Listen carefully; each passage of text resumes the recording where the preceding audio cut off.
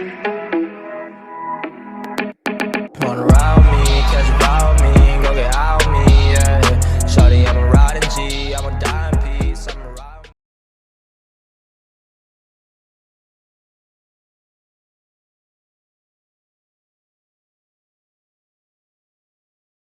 Hello les amis, c'est Bart, j'espère que vous allez bien, moi je vais super bien.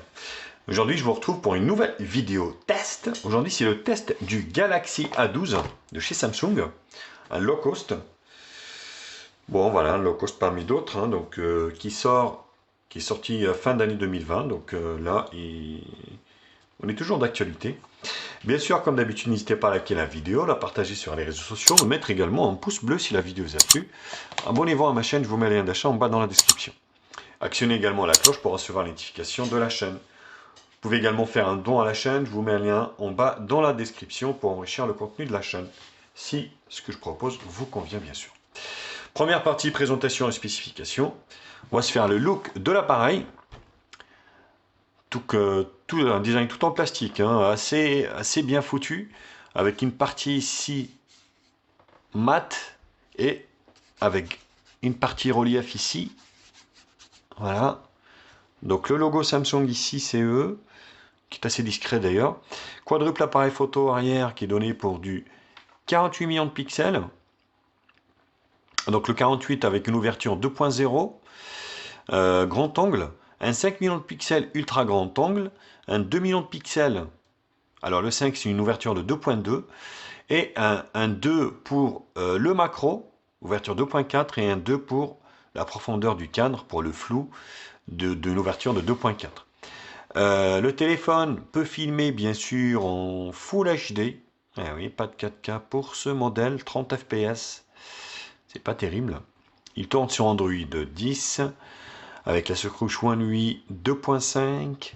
Il a un processeur de chez MediaTek, le Helio P35, un octa-core, 4 Go de RAM 128 ou 464, les versions Europe. Après, il y en a d'autres, bien sûr, pour l'Asie ou d'autres pays. Il a le Bluetooth 5.0, dual Wi-Fi, ABGN AC, non, BGN, il n'y a pas de AC.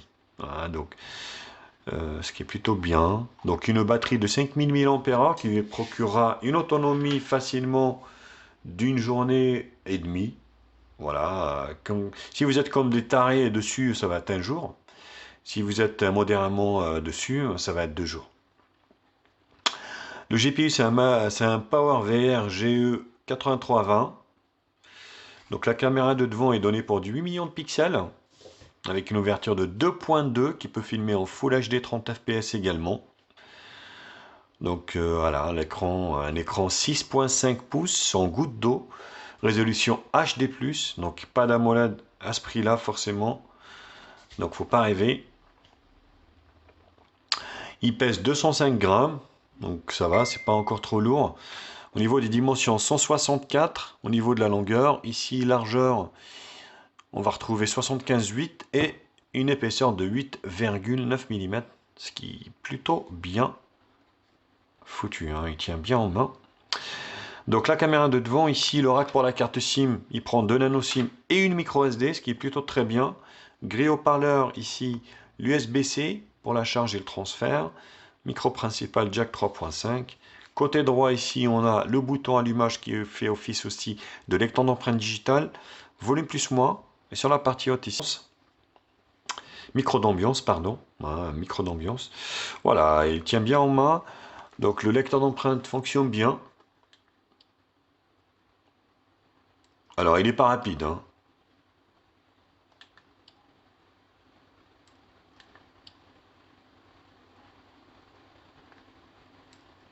Et vous avez également le Face ID.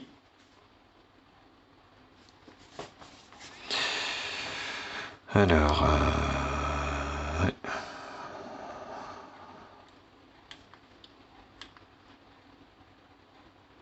Je crois pas que je l'ai configuré sur celui-ci. On va le faire tout à l'heure, c'est pas grave. Donc un téléphone, bien sûr, fait pour téléphoner. Donc je vous fais voir le son du haut-parleur. Vous n'avez pas de nouveau message. Voilà. Menu principal. Pour modifier votre annonce d'accueil, tapez 2. Pas de réseau, enfin pas de problème au niveau du réseau 4G ou 3G, donc il n'y a pas de problème là-dessus, parce qu'on est sur un smartphone qui fait que 4G, bien sûr. Donc la surcouche une nuit assez fluide, hein, avec ses 4 Go de RAM, rien à dire. Pas de volet notification, par contre, ici. Ici, vous avez les raccourcis ici. Donc on est sur une surcouche à la Samsung. Il est équipé également du NFC et là le Dolby Atmos. Bon, le Dolby Atmos, je sais pas trop, mais vous jugerez vous-même tout à l'heure. Sinon, bah, rien de particulier. Ici, on va se faire, hop, les paramètres. Donc la connexion, sans vibration. On va écouter le son. Ici, sonnerie.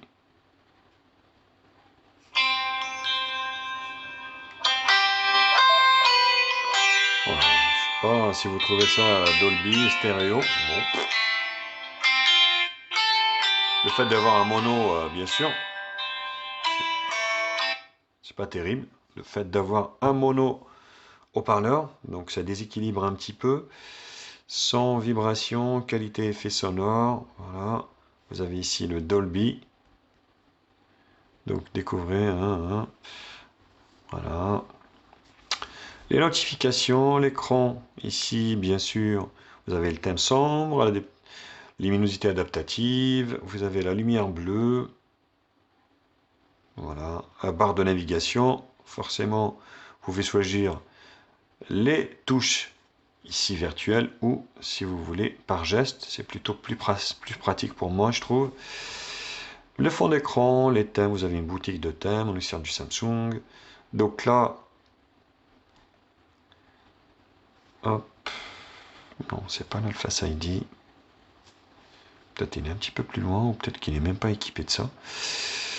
Données, confidentialité, position, compte, fonction avancée ici. Capture d'écran, affichage. Bon, je vais pas vous faire le test de la ROM One UI, hein, donc en plus c'est pas la dernière version. On est toujours sur Android 10, alors qu'il est assez récent. Voilà, le stockage, les 128, il en reste 101 avec ce que j'ai installé dessus. Vous avez les mises à jour, bien sûr, OTA. Là, le dernier correctif, c'est le correctif de février 2021. Vous voyez, 1er février 2021. Alors qu'au moment où je fais cette vidéo, on est en mai 2021. Donc, forcément, il me semble que les locaux, c'est tous les 3 mois. Mise à jour, et à propos du téléphone ici. Voilà, donc on est information logicielle. On est donc, vous voyez, One UI 2.5, Android 10, avec un correctif du 1er février 2021. Alors, vous avez bien de la reconnaissance faciale, autant pour moi. Donc, c'est moi qui ne l'avais pas configuré, donc on va la configurer de suite.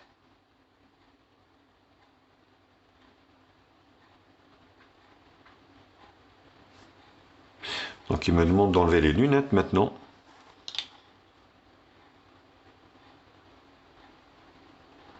Voilà, donc c'est assez rapide, hein, au niveau... Hop. Je croyais que je l'avais fait, mais on va le faire en direct, du coup. Alors, forcément, il faut être en face.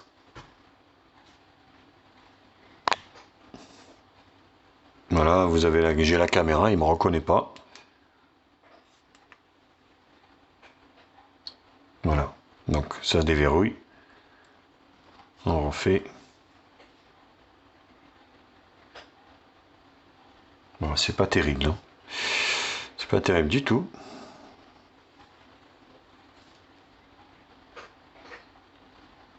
Non, il trouve pas.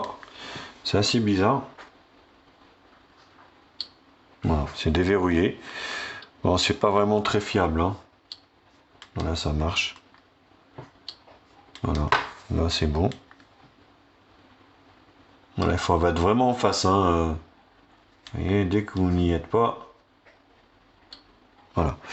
Donc ça fonctionne, hein. Donc après, voilà, c'est pas une reconnaissance, on va dire, 3D ou quoi que ce soit. Donc c'est juste de la 2D.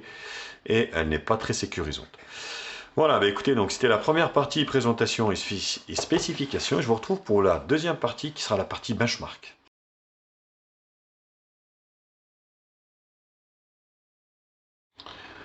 Alors, faut pas rêver, on est sur un smartphone low cost, donc le score nous ont dit un petit peu plus, 125 425. Alors, c'est pas pour ça que vous n'allez pas pouvoir faire vos tâches quotidiennes avec ce smartphone. La barre des couleurs, bon, l'écran, franchement, c'est moyen, quoi. Faut le dire. C'est très moyen. Vous allez avoir même des difficultés à voir à l'extérieur avec. On est sur un LCD. Et même le LCD, il n'est pas de bonne qualité, honnêtement. Voilà, il faut le dire. C'est pas une très bonne qualité LCD, hein. On n'est pas sur des Xiaomi. Mais bon, voilà, c'est un peu terne au niveau des couleurs également. C'est pas des couleurs vivantes, pétantes. Après, voilà, c'est un smartphone qui vaut moins de 200 euros. Mais pour 200 euros, maintenant, on a quand même des smartphones assez bien équilibrés. Le multitouche. Voilà, on y est sur 5. Donc l'écran, il n'y a pas de souci, hein, pas de problème au niveau de la réactivité de l'écran. Et mon appareil, donc du coup, on est sur le Galaxy A12. Voilà, la résolution de l'écran, la puce graphique, la RAM ROM, l'octa-core, cadencé à 2 Go 3. Taux de rafraîchissement 60 Hz. C'est un écran standard. Les caméras.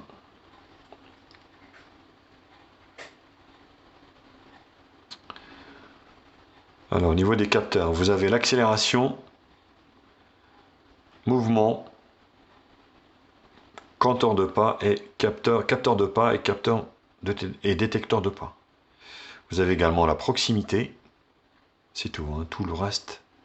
Vous n'avez même pas de compas hein, là-dessus. Attention, pour ceux qui jouent à Pokémon Go, donc il va y avoir un problème parce que vous n'avez pas de boussole sur ce smartphone.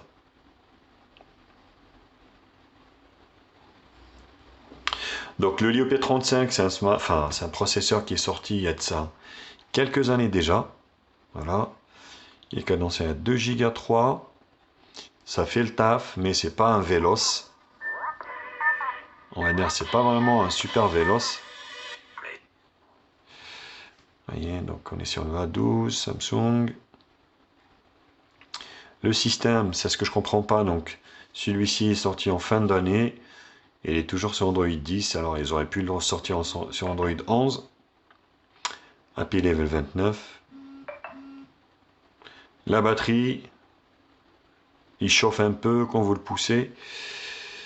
Alors, voilà, tous les capteurs qui équipent le smartphone. Voilà. On se fait les images réelles.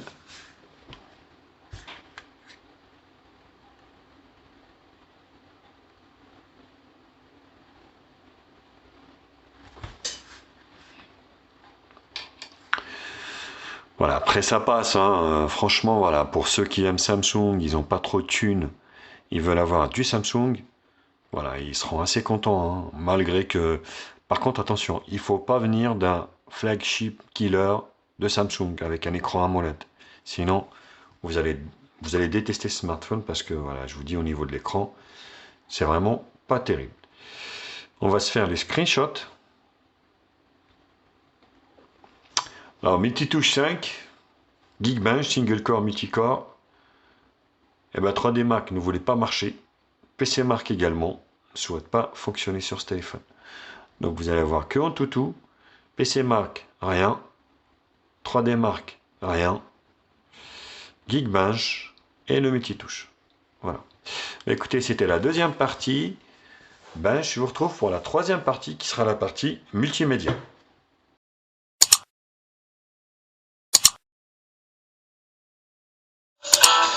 Alors on commence par le son. Bon, le son est puissant, hein, mais voilà.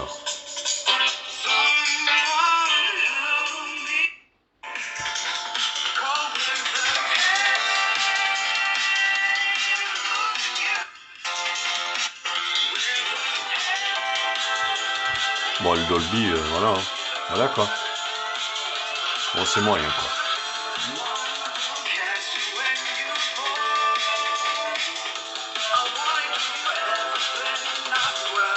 Voilà, après voilà, il n'y a pas de stéréo. Ça passe, hein, mais voilà, ça reste moyen. On a connu beaucoup mieux que ça.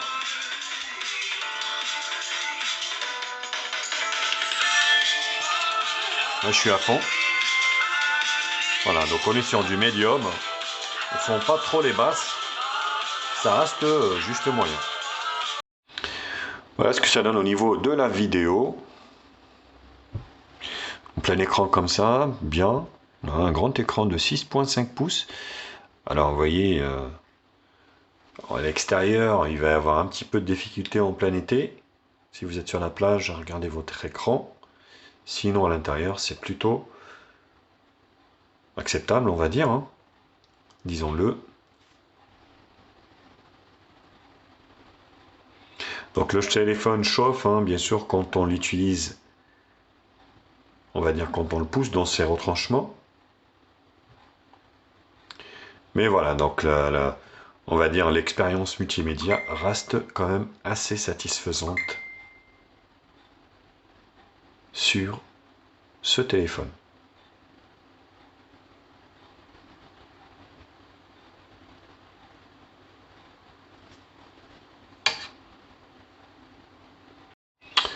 Alors le GPS fonctionne très bien sur ce téléphone également, pas de problème, pas de décrochage. Il vous emmènera où vous voulez sans aucun souci. Alors, partie jeu, donc on est sur Shadow Fight 2.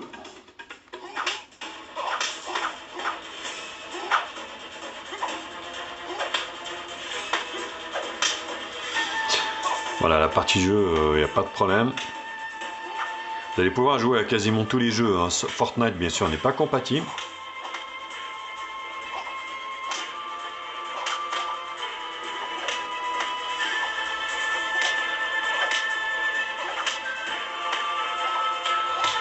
Il m'a défoncé le mec.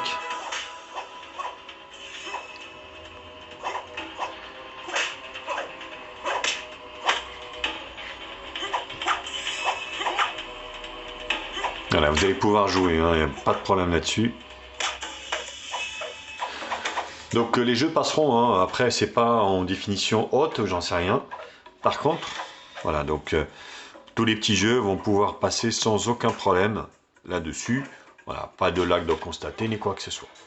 Alors on enchaîne avec Subway Surfer qui est à Houston. Voilà, sans aucun problème. Ça passe crème comme on dit.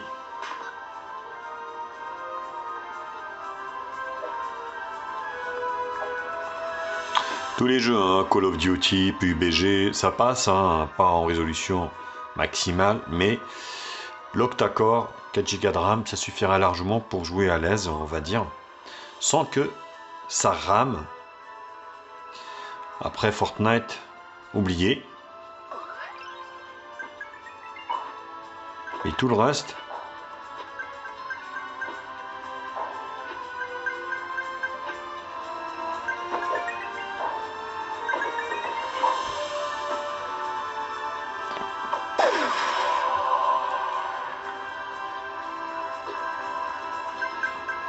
voilà, donc c'est vraiment très fluide, aucun lag de constater. Donc c'est plutôt un bon point. Temple Run également fonctionne très bien. Voilà, rien à dire. Ça lag pas.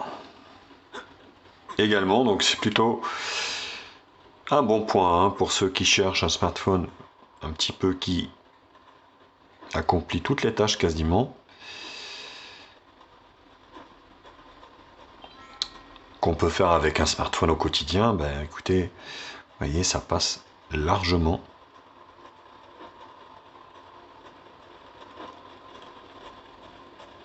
Pas de lag du tout, pareil. Et au niveau du gyroscope, pas de problème.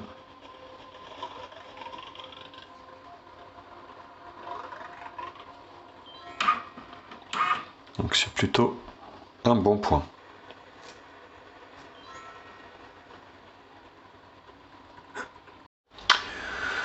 Alors l'appareil photo, l'appareil photo. Donc ici, bien sûr, on est sur un 48 millions de pixels. Ben, qui fait le taf. Il n'est pas vilain quand on s'y applique. Vous voyez.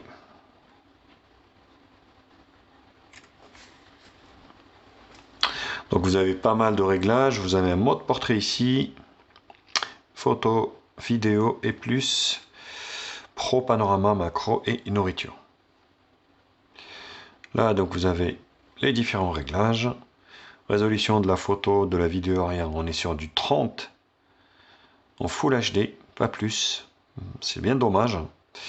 Et du Full HD 30 sur le 8 millions de pixels qui est devant également. Sinon, donc, grand angle, vous avez le grand angle, hein, pareil. Ici, vous avez donc Full, 4 tiers, sachant que vous pouvez prendre en 48 millions de pixels en 4 tiers. Pas en plein écran. Et il suffit de switcher ici. Clac. Et vous prenez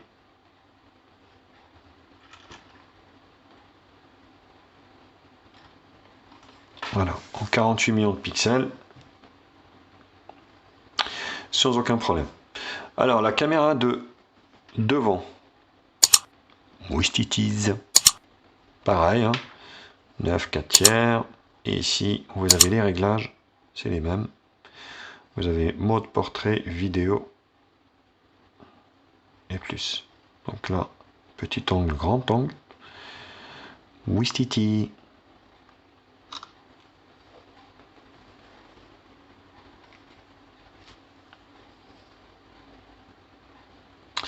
Voilà, après on n'est pas sur quelque chose de oufissime, hein, faut pas rêver. C'est juste moyen, hein. J'ai vu des smartphones beaucoup mieux faire dans cette gamme de tarifs. Mais voilà, à vous de juger vous-même, dites-le moi. J'attends aussi que vous participiez dans les discussions. Lâchez-vous en bas dans les commentaires, bien sûr. Dites-le moi ce que vous en pensez des photos que j'avais prises et des vidéos et de ce smartphone en général.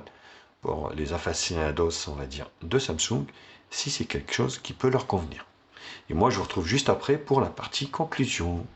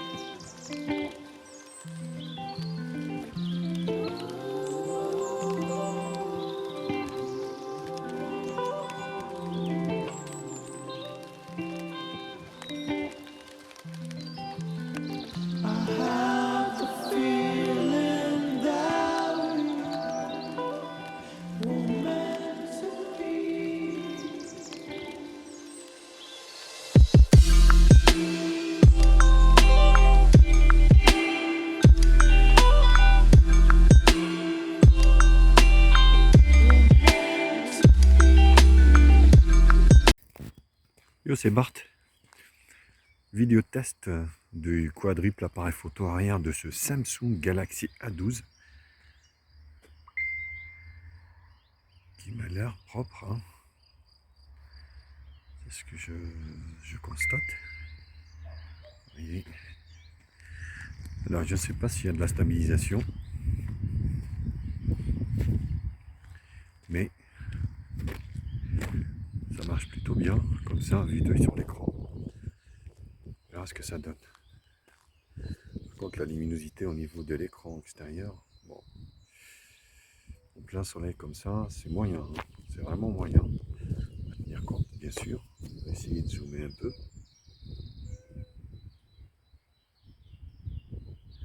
Voilà. On va essayer de faire un autofocus également.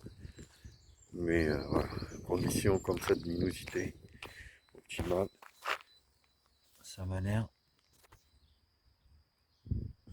plutôt correct. Pas automatique, vous voyez. C'est à la main, voilà. Il faut toucher, donc la mise au point automatique, c'est pas terrible, hein.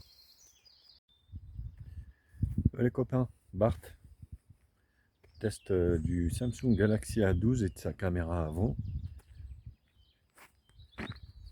Il filme en Full HD, il me semble.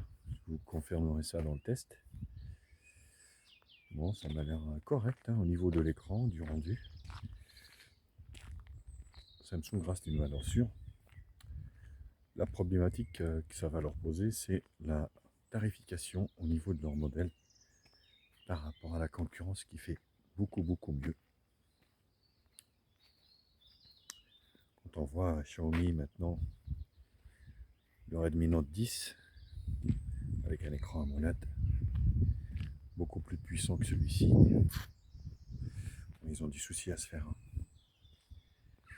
Bien sûr, faites-le moi savoir dans les commentaires ce que vous en pensez. Dites-le moi si ce modèle éventuellement pourra vous combler.